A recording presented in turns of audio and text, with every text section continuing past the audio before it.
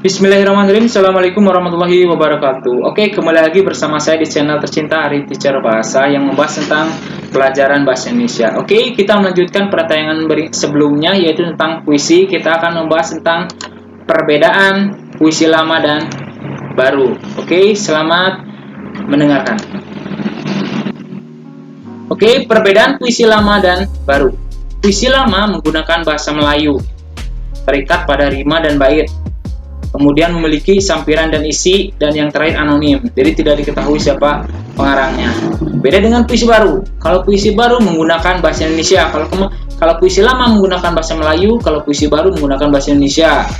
Tidak terikat pada rima dan bait. Jadi kalau puisi lama terikat pada rima dan bait, kalau puisi baru tidak. Kemudian memiliki sampiran dan isi kalau puisi lama, dan kalau puisi baru berpola dan gayanya bebas. Dan yang terakhir, anonim. Kalau puisi lama, kalau puisi baru diketahui pengarangnya, siapa pengarangnya. Oke, itu perbedaan antara puisi lama dan puisi baru. Lanjut, puisi lama. Nah, macam-macam puisi lama nih. Yang pertama, pantun. Pantun adalah puisi yang terdiri atas 4 tarik dengan rima akhiran AB. Nah, pantun dapat dibedakan berdasarkan jenisnya seperti pantun lucu, pantun anak, pantun agama, pantun motivasi, dan lain-lain. Kemudian ada disebut dengan mantra, yaitu ucapan-ucapan yang dipercaya dapat mendatangkan kekuatan magic. Biasanya dipakai dalam acara tertentu, contohnya mantra yang dirapal untuk menolak turunnya hujan atau sebaliknya. Pakai dukun nih, biasanya dukun nih mantra-mantra ini. Kemudian yang ketiga, karmina, yaitu salah satu prosa di mana bentuknya lebih pendek dari pantun. Saking pendeknya biasanya juga disebut dengan pantun kilat. Nah, seperti itu kan sering kita dengar kalau karmina yang pantunnya pendek-pendek. Kemudian seloka, yaitu pantun berkait berasal dari Melayu klasik yang berisi pepatah. Kemudian gurindam, yaitu puisi yang terdiri dari 2 bait, yang mana tiap baitnya terdiri dari 2 baris kalimat yang rimanya sama, biasanya terkandung nasihat atau amanat. Kemudian ada juga syair, adalah puisi yang tersusun atas 4 baris dengan bunyi akhiran yang serupa. Ya, syair biasanya menceritakan sebuah kisah, dari dalamnya terkandung amanat yang ingin disampaikan penyair. Kemudian ada juga talibur, yaitu pantun yang lebih dari 4 baris dan memiliki rima ABC. Contoh puisi lama. Nah, ini kan puisi lama Gurindam 12 menggunakan bahasa Arab dan Timur Tengah. Gurindam 12 adalah salah satu karya sastra lama yang sangat terkenal pada zamannya. Nah, kemudian puisi baru. Balada adalah sajak sederhana yang mengisahkan tentang cerita rakyat yang mengharukan. Kemudian ada himne, gita puja adalah sejenis nyanyian pujaan yang dituju untuk Tuhan atau dewa. Ada ode, adalah puisi lirik berisikan sanjungan kepada orang yang berjasa dengan nada agung, temanya serius. Kemudian ada epigram, yaitu puisi yang berisi tentang ajaran dan tuntunan hidup.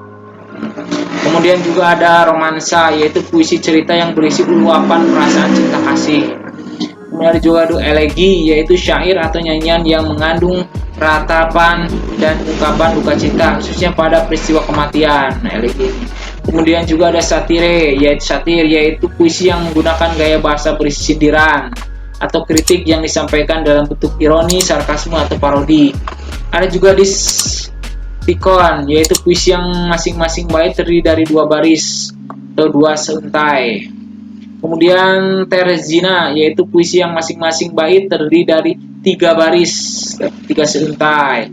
Kemudian ada juga kuantren, adalah puisi yang masing-masing bait terdiri dari 4 baris atau 4 seuntai. Ada juga queen, yaitu puisi yang masing-masing bait terdiri dari 5 baris. Kemudian juga ada sextet, yaitu puisi yang masing-masing terdiri dari 6 baris. Septima, yang masing-masing terdiri dari 7 baris. Oktav atau stanza, yaitu puisi yang masing bait terdiri dari 8 baris. Soneta, yaitu puisi yang terdiri dari 14 baris yang dibagi menjadi 2, di mana 2 bait pertama masing-masing 4 baris dan 2 bait kedua masing-masing 3 baris. Nah, ini soneta ini merupakan puisi paling terkenal.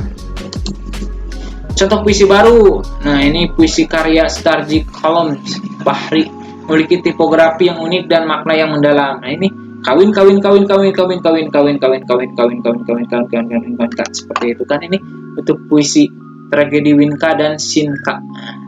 Seperti ini contohnya. Unik ya. Kemudian struktur puisi baru, ada tipografi, ada diksi, ada majas, ada gaya bahasa dan amanat dan tema. Seperti itu. Kemudian ini cara membuat puisi. Yang pertama, tentukan tema dan atau judul dulu. Tentukan temanya apa atau judul dulu.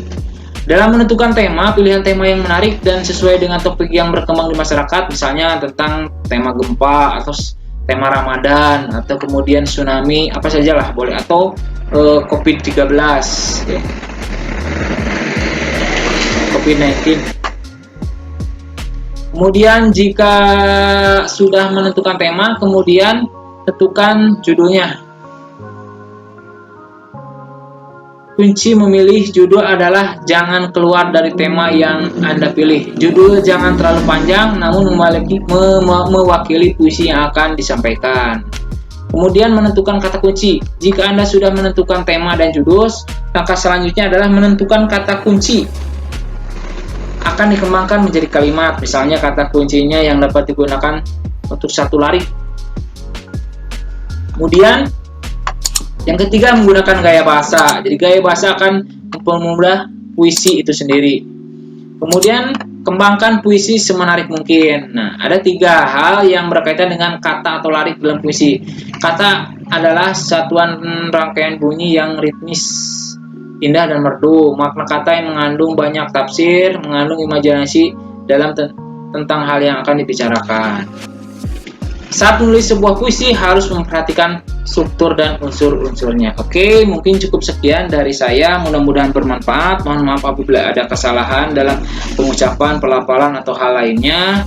Jangan lupa di-subscribe, di-like, di-komen. Oke, terima kasih. Assalamualaikum warahmatullahi wabarakatuh.